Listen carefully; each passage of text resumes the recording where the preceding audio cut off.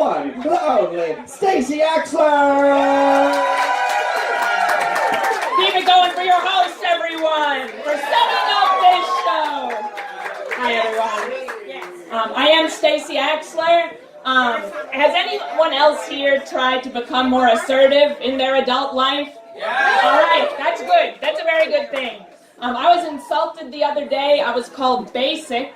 I bought my friend a green smoothie because I was trying to be a good friend, and she said, Stacey, only basic people like these. And I couldn't think of a retort at the time, but I thought of one, and here it is.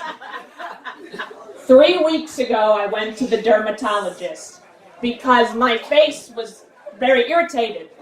And my dermatologist, Dr. Burke, said, your face is fine. The problem is that your saliva is so acidic that when you drool at night, it is burning your face.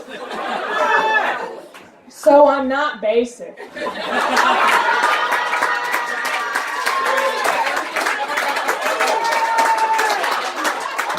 I'm not.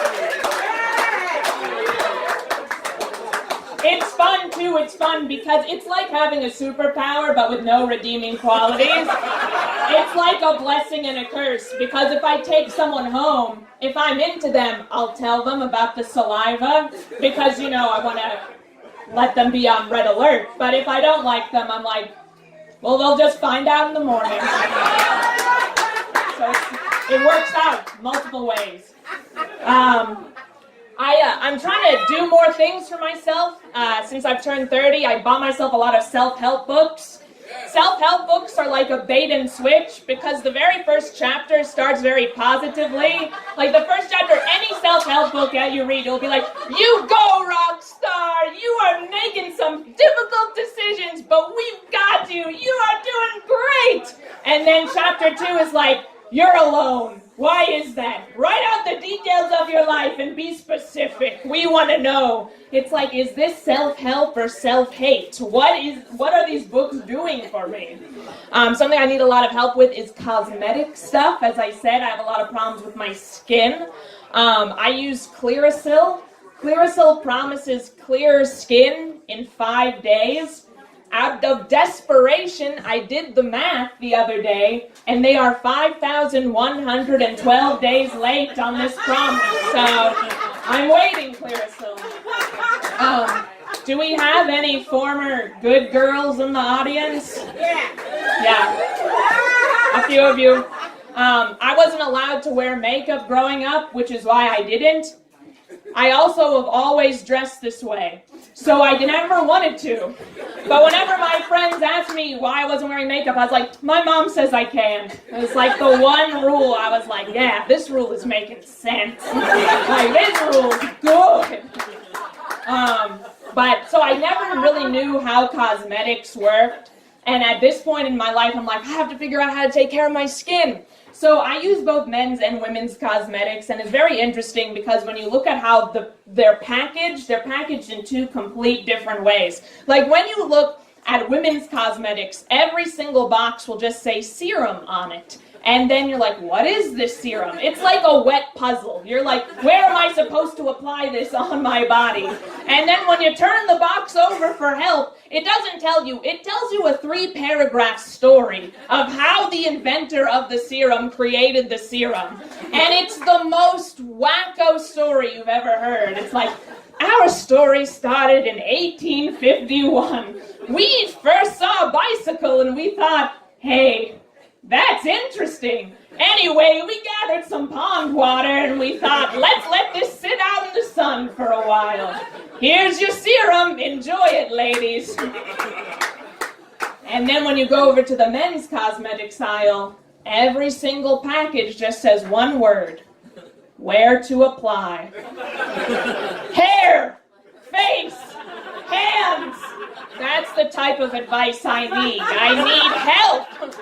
Like, I'm a pretty intuitive person in ways that don't really help me. Like, I can walk by an abandoned building and pretty confidently say, oh yeah, someone died here. But if someone rubs up against me at a club, I'm like, oh no, they're cold. Better get them a jacket. So I have a lot of problems, but I recently turned to YouTube for like style and beauty advice, which is bad, because what I realized, what I think every millennial needs to know is that the internet is full of people who claim to be experts, but they're not. They live in a basement. And beauty gurus fall into one of two categories. First, they're 13. Second, they're actually my age, but they do their makeup while they talk about true crime. And it's a lot like when I was taught computer class back in the 90s, and they always had the librarian come out to teach computer class, but she was 65 and had never used a computer. So she's like, how do we save our progress? How do we open this application? That's what these beauty gurus are like, but they're like, do you want to know about John Wayne Gacy? Anyway, take out your makeup brush. It's like it's not computing exactly. But I also don't want to take advice from the 13-year-olds, but I saw a video the other day that was totally unhinged. And this is what it was. Someone was like, guess what? We're going to learn how to apply foundation. I was like, great. I don't know what that is. Sign me up. This teenager was like, I'm going to apply foundation on a potato. And I was like, all right, that's strange. But then she explained, potatoes have a realistic skin texture. So she was applying the foundation on the potato and she kept going. And eventually, as the video progressed, I was like, wow, that's a good looking potato. And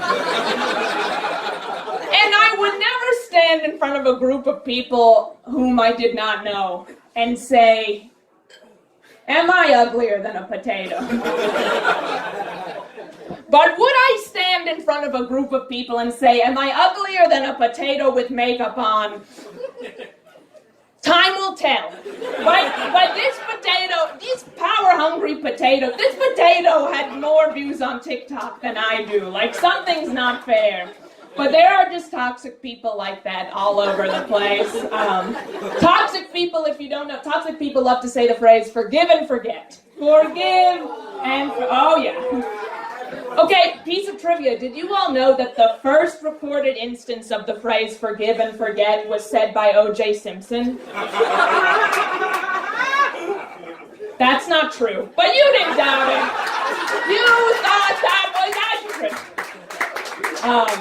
Yeah, forgive and forget. I talk to my therapist about that a lot. Forgive and forget. And how toxic people say that. There are toxic people. I live in an apartment building, and we have an online message board where people can complain about things. And someone recently, people have been posting, their packages are getting stolen. And I think that that's really frustrating, especially if you're waiting for something important like a phone or a computer. But like these people are blowing up this message board looking for their tube socks, and these messages sound like Law and Order SVU. Like it sounds like their child has been kidnapped. It's like, have you seen my package? It's about yay high, 12 pounds. It was last on the back of a truck at the corner of First and Georgia, and it's gone, and I need it back. Do I feel badly that I have someone's tube socks? I do, everyone, I do.